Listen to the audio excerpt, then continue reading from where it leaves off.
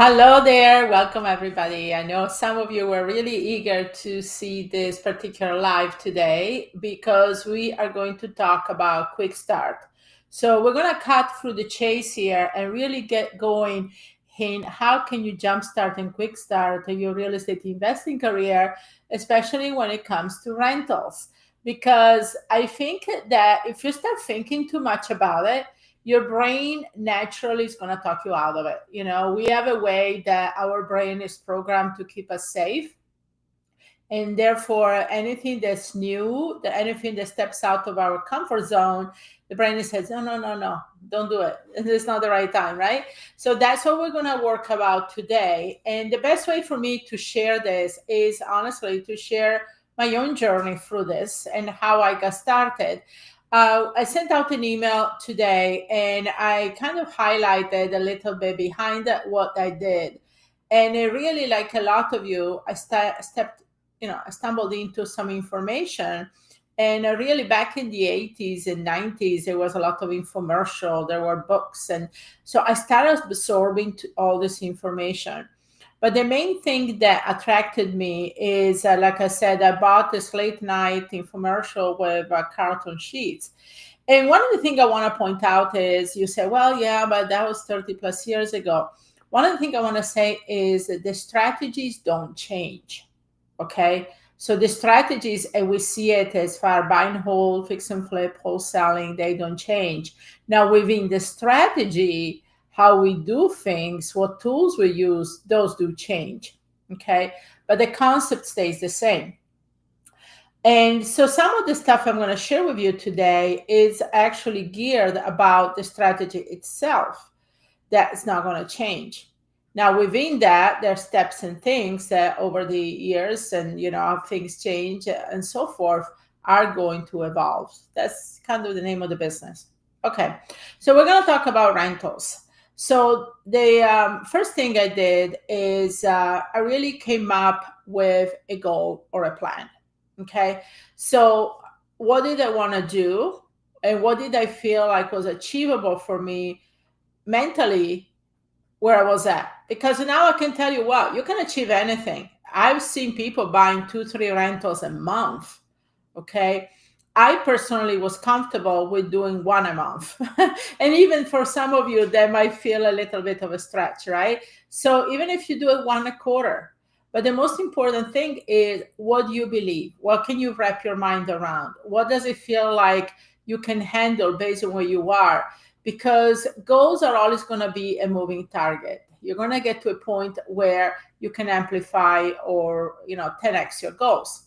So once you have that in place, then you can set up what you're going to do. So let me give you an example.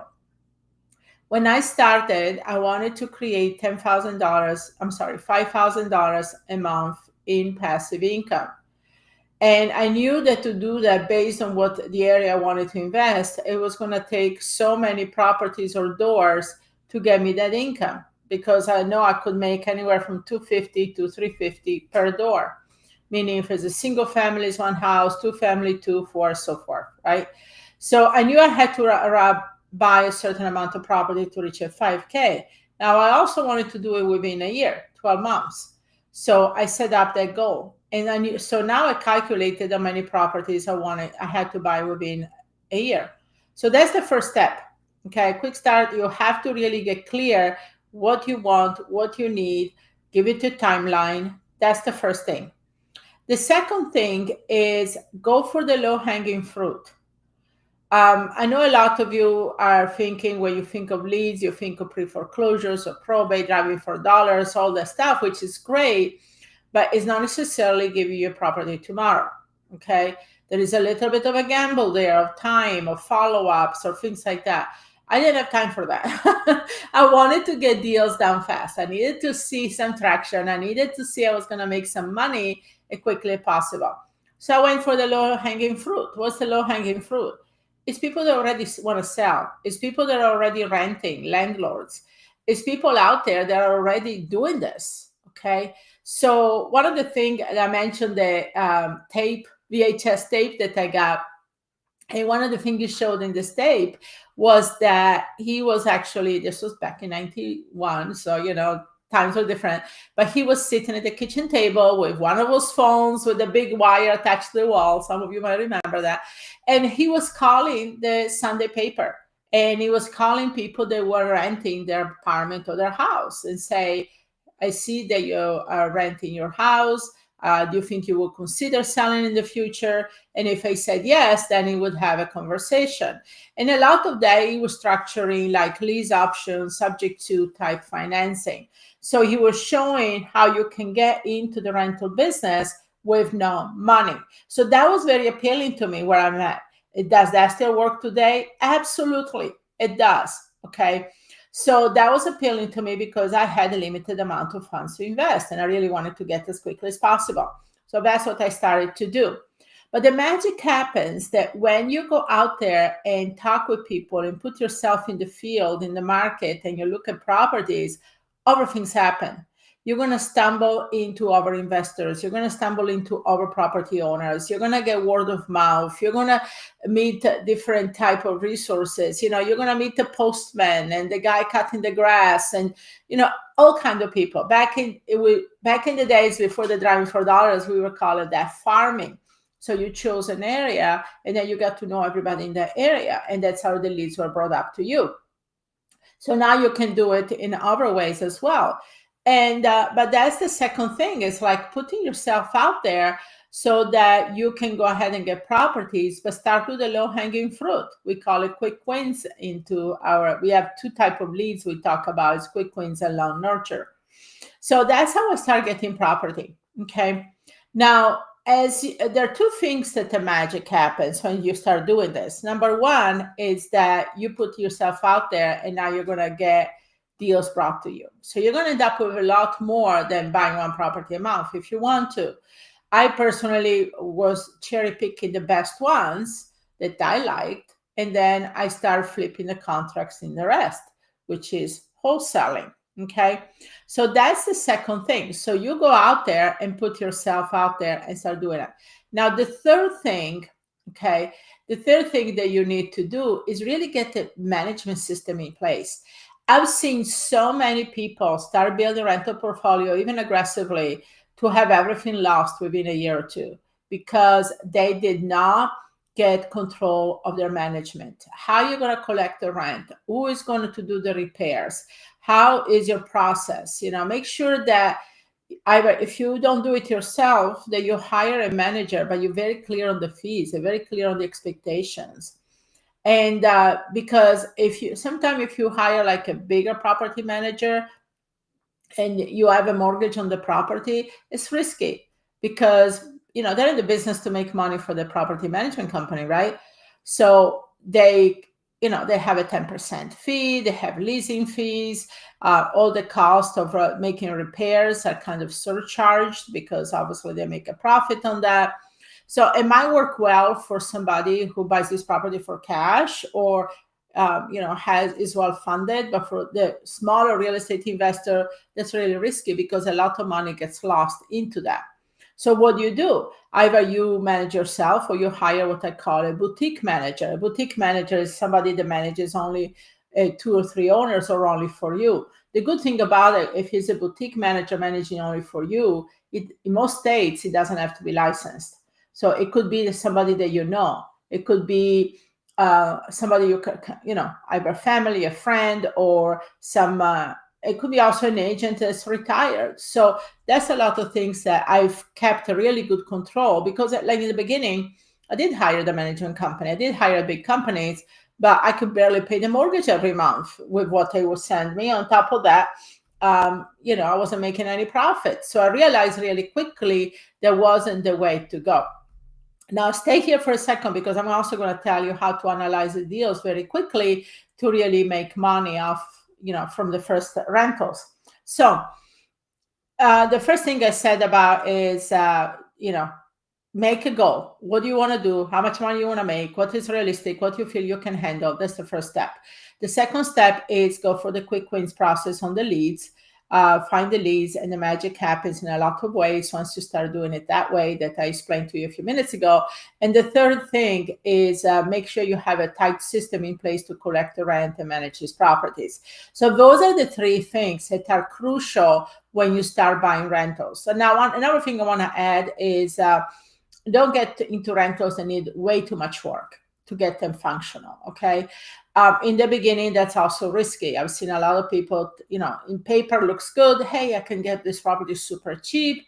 I get the work and stuff like that. But the thing is, they got over budget. They didn't know what they were doing, and also got them sidetracked for doing other things. So get something that maybe needs very little to no work to start with. Maybe you're not making the huge potential per door, but you're going to make some money and you're going to be safer in building a portfolio.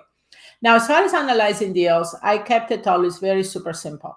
So what I did is I wanted to do only, I was looking at what is on the area expected baseline profits, what most lenders expect to make on the area. How do you find out? Well, there is a lot of tools out there. You can go on Rentometer, you can go to different RIAs, lenders associations, and so forth, do some research and find out what they expect to make in the area. Now, remember what I say, the area, if it's a bigger metropolitan area, you have different sides of the city. So on the south side of Chicago, for example, is much different if you do the northwest part of Chicago, right? So you need to really be more specific on the pocket where your rentals are going to be.